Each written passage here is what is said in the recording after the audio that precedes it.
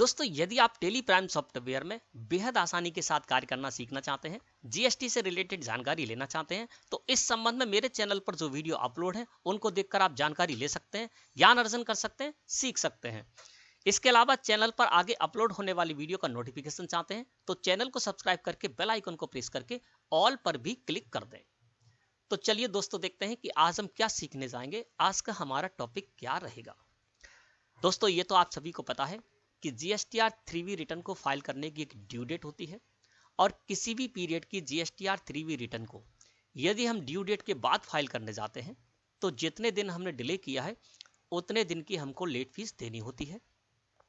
इसके अलावा GSTR 3V return जिस भी पीरियड की हमने डिले की है दोस्तों, उस पीरियड में यदि हमारे ऊपर कोई टैक्स की लायबिलिटी बन रही थी पे करने की, तो उसको भी हमने डिले कर दिया। तो जितने दिन हमने उस टैक्स अमाउंट को पे करने में डिले किया है उतने दिन का हमको उस टैक्स अमाउंट पर इंटरेस्ट भी पे करना होगा, यानी लेट फीस तो देनी ही होगी। इसके साथ ही साथ कोई अमाउंट बन रहा था ऐसा उस जीएसटीआर 3V में जिसको कि हमने डिले किया है, तो उस टैक्स अमाउंट पर दोस्तों हमको इंटरेस्ट भी पे करना होगा। अब जीएसटी पोर्टल द्वारा दोस्तों जो भी लेट फीस है वो तो कैलकुलेट करके बता दी जाती है, लेकिन इंटरेस्ट जीएसटी पोर्टल कैलकुलेट नहीं करता है। इसका मतलब ये नहीं है कि हमको इंटरेस्ट पे नहीं करना है। इंटरेस्ट पे करना मैंडेटरी है, लेकिन ये हमारे ऊपर ही जिम्मेदारी डाल दी गई है कि जिस भी पीरियड की जीएसटीआर 3V रिटर्न आप फाइल करने जा रहे हैं ड्यू डेट के बाद, तो जितने दिन आपने डिले किया है उतने दिन के लिए आपको उस टैक्स अमाउंट का इंटरेस्ट पे करना होगा जिस टैक्स अमाउंट को पे करने की आपकी लायबिलिटी बन रही थी। तो आज की वीडियो में आपको बताएंगे कि किस तरह से जिस भी जीएसटीआर 3V रिटर्न को आप ड्यू डेट के बाद जितना आपने डिले किया है उतने दिन का इंटरेस्ट आप किस तरह से कैलकुलेट करेंगे, क्या परसेंट है इसके कैलकुलेशन का, और किस तरह से आप बहुत ही साधारण तरीके से इंटरेस्ट को कैलकुलेट करेंगे। और कैलकुलेट करने के बाद जीएसटीआर 3V रिटर्न जब फाइल करेंगे ड्यू डेट के बाद, तो उसी समय आप क्या करेंगे, लेट फीस के साथ साथ स्वयं इंटरेस्ट कैलकुलेट करके और उसका भी पेमेंट कर देंगे, जिससे कि आगे आने वाली असुविधा से बच जाएंगे। क्यों? क्योंकि आज यदि हमने इंटरेस्ट कैलकुलेट करके उसको पे नहीं किया तो आगे हमारे ऊपर नोटिस आएगा और फिर हमको असुविधा का सामना भी करना पड़ेगा। तो आगे आने वाली असुविधा से बचना है तो आप उसी समय जो भी आपका इंटरेस्ट बन रहा है उसको कैलकुलेट करके और पे कर दें। एक उदाहरण के द्वारा मैं आज के टॉपिक को क्लियर करूंगा। यहां पर दोस्तों बात करते हैं जीएसटीआर 3V रिटर्न दिसंबर पीरियड की, यानी दिसंबर पीरियड की जो जीएसटीआर 3V रिटर्न थी उसको हमको फाइल करना था 20 जनवरी तक। उसकी ड्यू डेट थी 20 जनवरी। 20 जनवरी तक हमको उसको फाइल करना था, लेकिन हमने किसी भी कारण से 20 जनवरी को फाइल ना करते हुए आज 10 फरवरी को हम फाइल करने जा रहे हैं। और इस स्थिति में हमको लेट फीस तो देनी ही होगी। इसके साथ ही साथ यदि हमारे ऊपर कोई टैक्स का अमाउंट था पे करने की लायबिलिटी थी तो उस पर इंटरेस्ट भी हमको पे करना होगा। अब यहां पर दिसंबर पीरियड की जो समरी है जीएसटीआर 3V की वो हमारे सामने इस तरह से है। इसमें जो हमने आउटवर्ड टैक्सेबल सप्लाई की उसके आधार पर दिसंबर पीरियड में टैक्स लायबिलिटी हमारी बनी सीजीएसटी के हेड में 1,60,665 रुपए और एसजीएसटी के हेड में भी हमारी इतनी ही लायबिलिटी बनी। इसके अलावा हमने जो परचेज की थी है ना, तो उसके आधार पर एलिजिबल आईटीसी जो हमारी है वो है 90,000 रुपए सीजीएसटी के हेड में और इतनी ही हमारी एसजीएसटी के हेड में भी है। तो ये समरी हो गई। अब सबसे पहले हमने डिले तो कर दिया है जीएसटीआर 3V को, तो लेट फीस तो लगनी ही लगनी है, लेकिन इंटरेस्ट हमको तभी पे करना होगा जबकि कोई लायबिलिटी हमारी ऐसी बनी जिसको कि हमें पे करना था और हमने पे नहीं किया। लायबिलिटी नहीं बनती है यदि हमारी कोई भी सेटअप के बाद, है ना, लायबिलिटी टैक्स लायबिलिटी और एलिजिबल आईटीसी को सेटअप कर देंगे। और इसके अलावा इलेक्ट्रॉनिक क्रेडिट लेजर में जीएसटी पोर्टल पर हमारा जो अमाउंट है टैक्स का उससे सेटअप करने के बाद यदि हमारी कोई भी टैक्स अमाउंट को पे करने की लायबिलिटी नहीं बनती है तो हमको कोई भी इंटरेस्ट पे नहीं करना होगा। तो सबसे पहले तो हमको ये देखना होगा कि लेट फीस तो हमको देनी ही है ना, जितनी हमने डिले की है, लेकिन इंटरेस्ट हमको देना है कि नहीं देना है, वो स्थिति किस तरह से निकालेंगे वो आप यहाँ पर देख लें। तो दिसंबर पीरियड की जो जीएसटीआर 3V है उसकी समरी मैंने आपको यहाँ पर बता दी।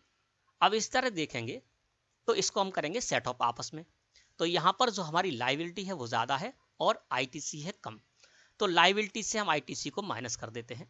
तो 1,00,000 सीजीएसटी हेड की बात करें तो सीजीएसटी हेड में जो हमारी लाइबिलिटी है 1,60,665 रुपए, इसमें से सीजीएसटी की आईटीसी 90,000 को हम कर देते माइनस।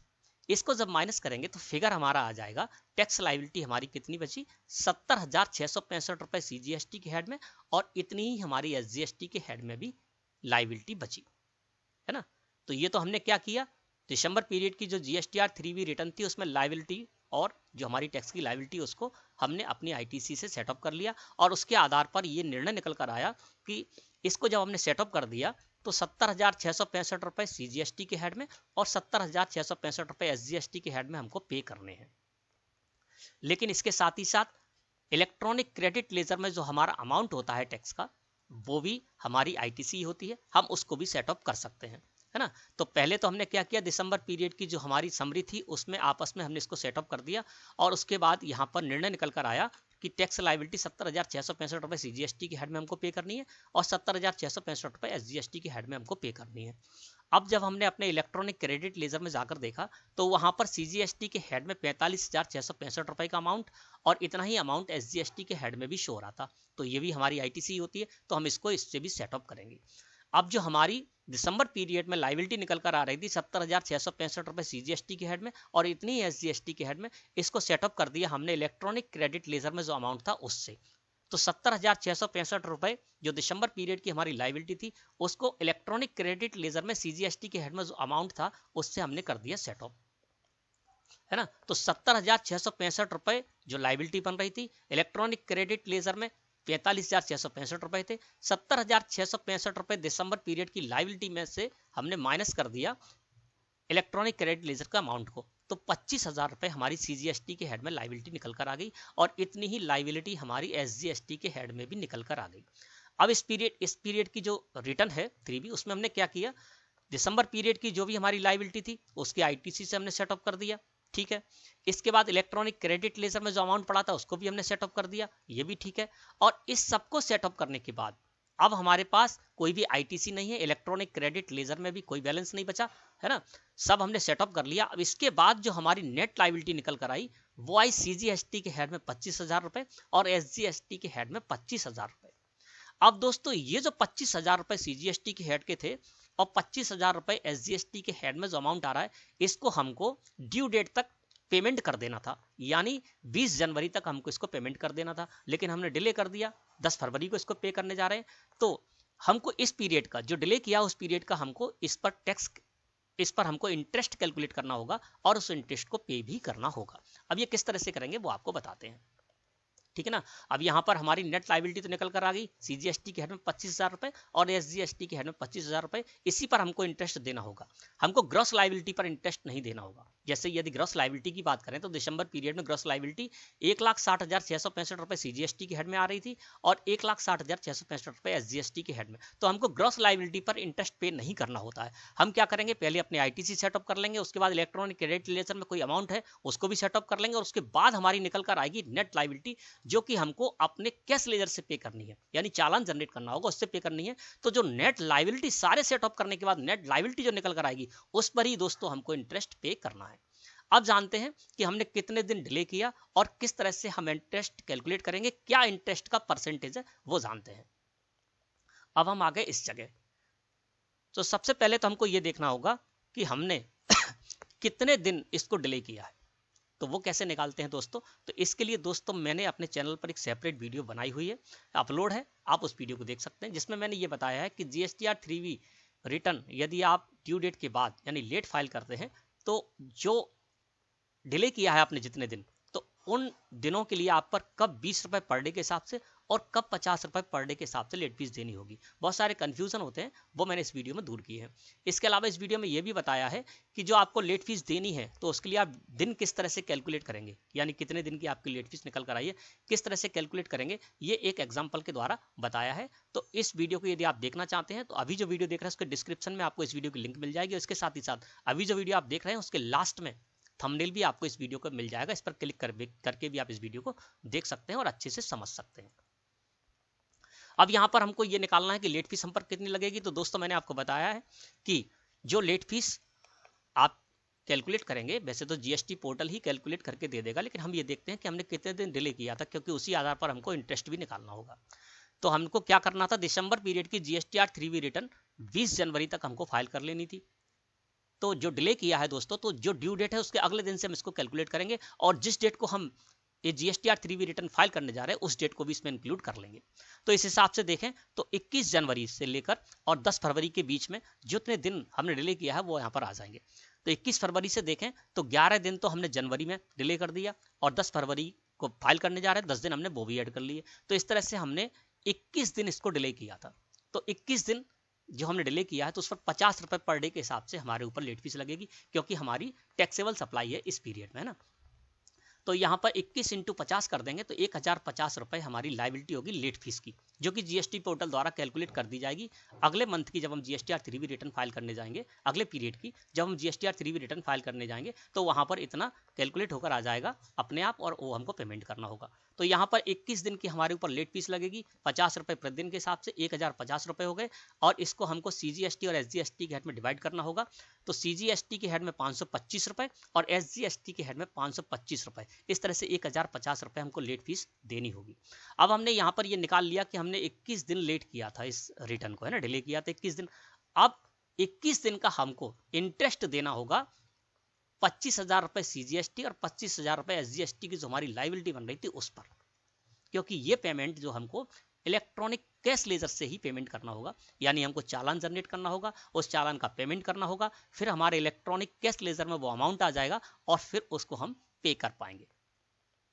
तो हमने जान लिया कि 21 दिन हमने डिले किया है। अब हम ये जानते हैं कि इंटरेस्ट हमको किस तरह से कैलकुलेट करना है। तो इसके लिए दोस्तों एक हेड मैं आपको बता रहा हूं, उसी से आप दूसरा हेड भी समझ लेंगे। अब यहाँ पर क्या था, हमने सारा कुछ अपना सेटअप कर लिया था, यानी आईटीसी भी सेटअप कर ली थी दिसंबर पीरियड में जो बन रही थी, उसके अलावा इलेक्ट्रॉनिक क्रेडिट लेजर पर भी जो अमाउंट था उसको भी हमने सेटअप कर लिया था। अब हमारा जो लाइबिलिटी निकल कर आई थी वो आई थी इलेक्ट्रॉनिक कैश लेजर से पेमेंट करने की, सीजीएसटी के हेड में 25,000 रुपए की, और इतनी ही एसजीएसटी के हेड में भी आई थी। अब आप ये जान लें कि आपको किस तरह से इंटरेस्ट कैलकुलेट करना है, यानी कितना इंटरेस्ट का परसेंटेज है और किस तरह से आप उसको कैलकुलेट करेंगे। बहुत साधारण मेथड से मैं आपको ये बताऊंगा। अब यहाँ पर देखते हैं दोस्तों, सीजीएसटी की 25,000 रुपए की नेट लाइबिलिटी हमारी निकल कर आई थी, ठीक है ना, और इसको हमने डिले किया था कितना, 21 दिन। तो इस पर हमको इंटरेस्ट कैलकुलेट करना होगा स्वयं से और उसको पे भी करना होगा। यहाँ पर 25,000 रुपए सीजीएसटी के हेड की जो लाइबिलिटी है वो यहाँ पर आ गई, यानी नेट लाइबिलिटी सीजीएसटी हेड की। और दोस्तों इस पर आपको 18% पर एनम, यानी 18% पर ईयर के हिसाब से आपको इंटरेस्ट पे करना होगा। तो यहाँ पर किस तरह से इसको निकालेंगे, तो इसके लिए क्या करते हैं दोस्तों, पहले हम पूरा 1 साल का यहाँ पर इंटरेस्ट निकाल लेंगे। इसके लिए आपको क्या करना है, जो भी आपकी नेट लाइबिलिटी भी है जिस भी हेड की, उसको आपको इस तरह से लिख लेना यहाँ पर। जैसे कि मैंने यहाँ पर सीजीएसटी में हमारी जो नेट लाइबिलिटी थी 25,000 रुपए की, वो मैंने यहाँ पर रख दिया, और इसका 18% हम निकाल लेंगे, तो इंटू 18% मैंने इस जगह पर कर दिया। जब आप ऐसा करेंगे तो इक्वल टू आपका निकल कर आएगा 4500 रुपए। ये हो गया 1 ईयर का, है ना, 18% पर ईयर है, तो हम 1 ईयर का तो देने नहीं जा रहे, हमको तो सिर्फ 21 दिन का देना है। लेकिन हम पहले क्या करेंगे, पूरे ईयर का हम इंटरेस्ट यहाँ पर निकाल लेंगे, है ना। तो हमने क्या किया, सीजीएसटी के 25,000 रुपए इंटू 18% कर दिया, और ये निकल कर आ गया अमाउंट 4500 रुपए, 1 साल का इंटरेस्ट आ गया। अब 1 साल का आ गया, अब हम क्या करेंगे दोस्तों, 1 दिन का निकालेंगे, है ना। तो 4500 रुपए हमने यहाँ पर कर दिए, 4500 1 दिन का निकालना है, तो 1 साल में 365 दिन होते हैं, तो इसको आपको विभाजित कर देना है, 365 से डिवाइड कर देंगे 365 से। तो 4500 रुपए जो कि हमारा 1 साल का इंटरेस्ट निकल कर आया था, उसको हमने डिवाइड कर दिया 365 से, और इसके बाद हमारा परिणाम निकल के आया 12 रुपए और 33 पैसे के करीब, है ना।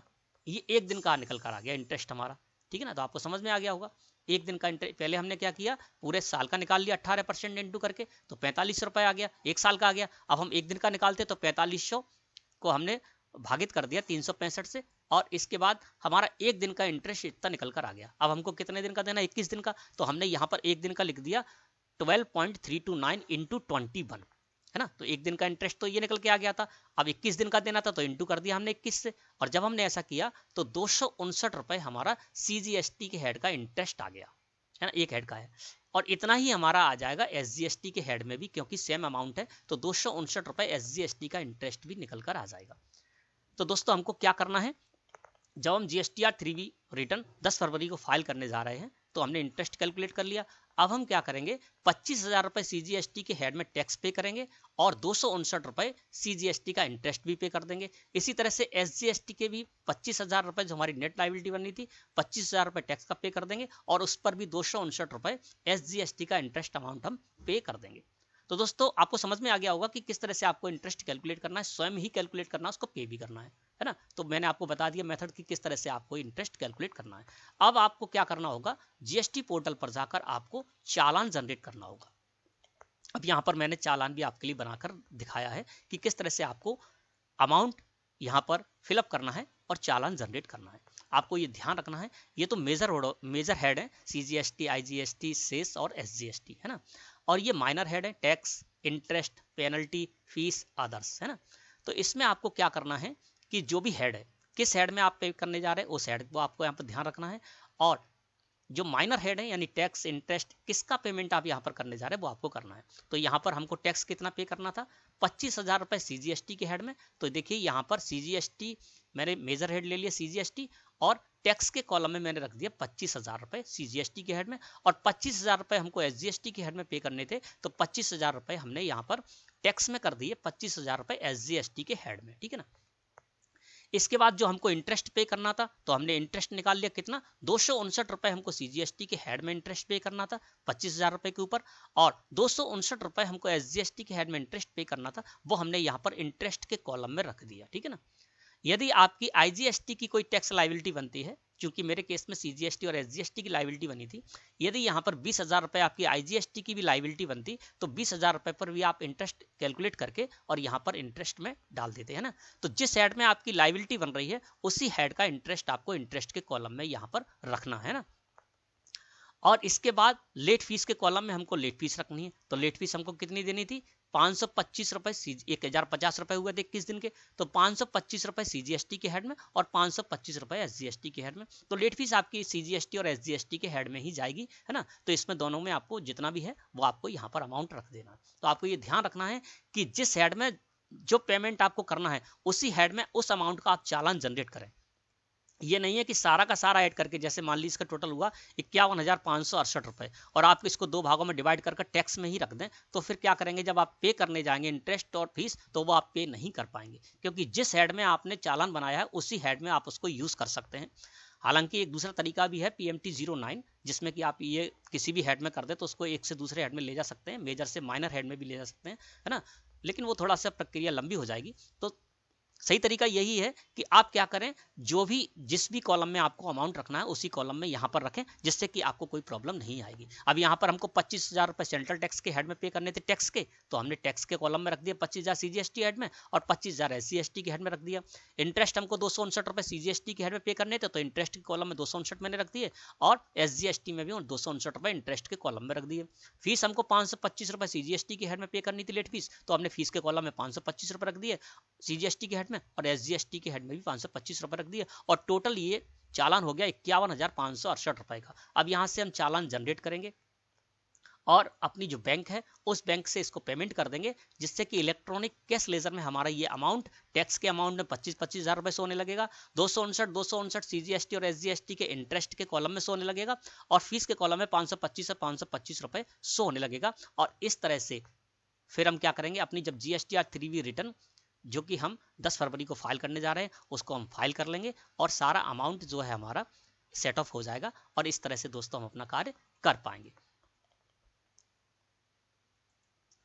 तो दोस्तों आशा है कि आज की वीडियो आपको अच्छी तरह समझ में आई होगी और आप समझ गए होंगे कि किस तरह से आपको इंटरेस्ट कैलकुलेट करना है और स्वयं ही इंटरेस्ट कैलकुलेट करके और उसको आपको पे भी करना है। वीडियो अच्छी लगी हो तो लाइक करें।